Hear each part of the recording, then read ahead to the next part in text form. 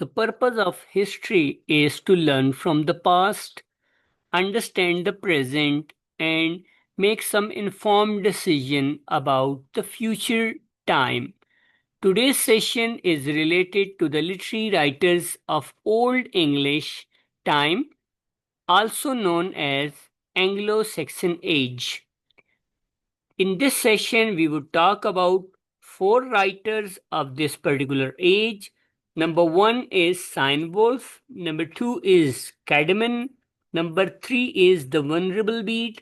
And the fourth one is the Great King Alfred. Let's see and understand their works one by one. First one is the Cynewulf. Cynewulf was a prominent English poet who flourished likely in the 9th century through some scholarly suggested writings.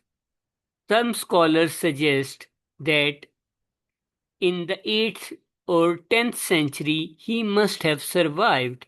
He is known for his religious poetry, particularly four signed works: Elaine, Juliana, the Fates of Apostles, and Christ too, also known as the Ascension.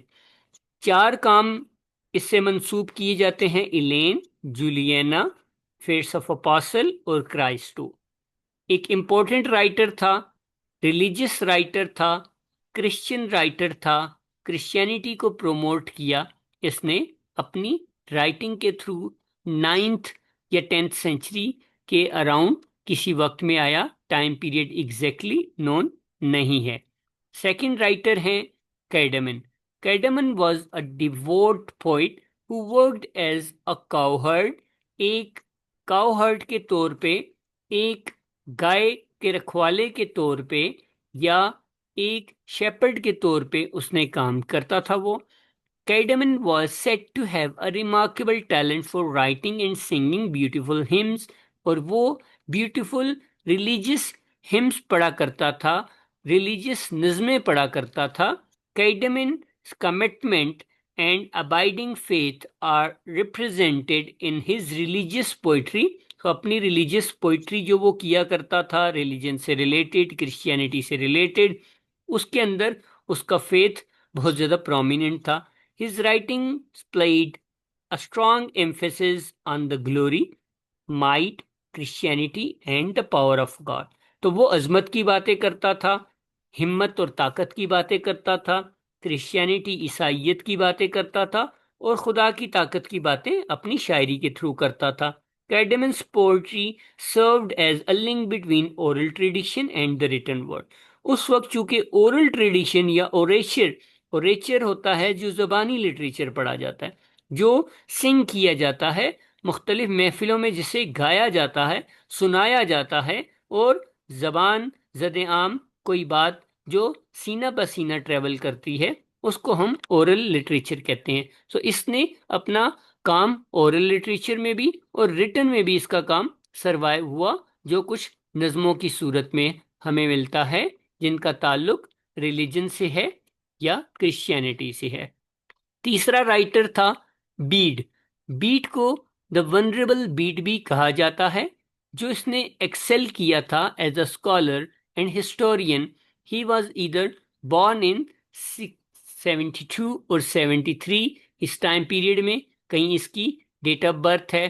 Spent majority of his life as a monk. उसने जो है ना monastery in Northumbria में, England में, as a monk के तौर पर, एक रिलीजियस पर्सन के तौर पर काम किया था। The ecclesiastical history of the English people इसका बहुत बड़ा कारनामा है, जिसमें उसने तारीख लिखी थी। Beads most well known work is a thorough history of England. तो उसने मुकम्मल इंग्लैंड की हिस्ट्री लिखी थी, जिसमें उसका डेवलपमेंट ऑफ क्रिश्चियनिटी के ऊपर प्राइमरी फोकस था। अगला राइटर है किंग एल्फ्रेड, जिसको द ग्रेट किंग एल्फ्रेड भी कहा जाता है।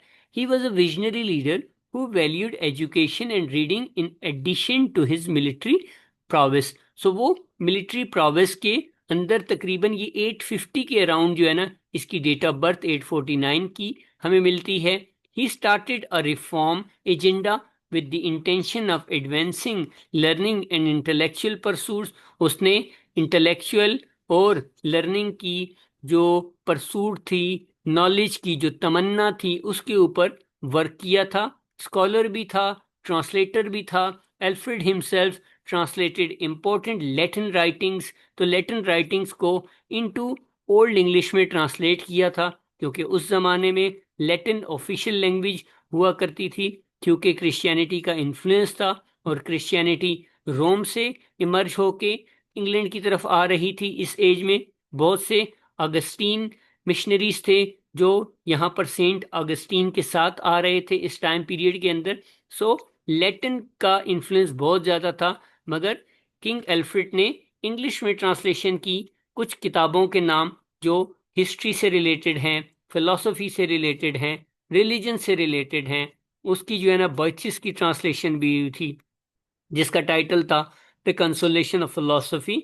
आज भी मोस्ट इम्पोर्टेंट काम रिगार्ड किया जाता है इंग्लिश हिस्ट्री में।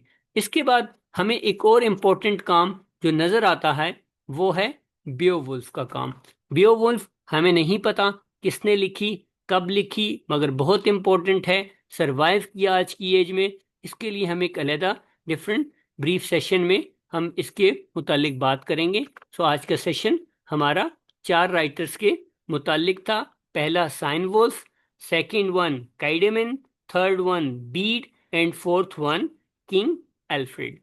इन 4 राइटर्स से हमारी old history of English literature का शुरुआत हुआ, जो आगे एक्सेल करके मिडल एजेस में कन्वर्ट हुआ। तो हमारा नेक्स्ट सेशन होगा बियोवुल्फ से रिलेटेड, उसके बाद हम मिडल एजेस की तरफ मूव करेंगे। सो नेक्स्ट सेशन तक ख्याल रखिए और दूसरों का भी ख्याल कीजिए। अल्लाह हाफिज, टेक केयर।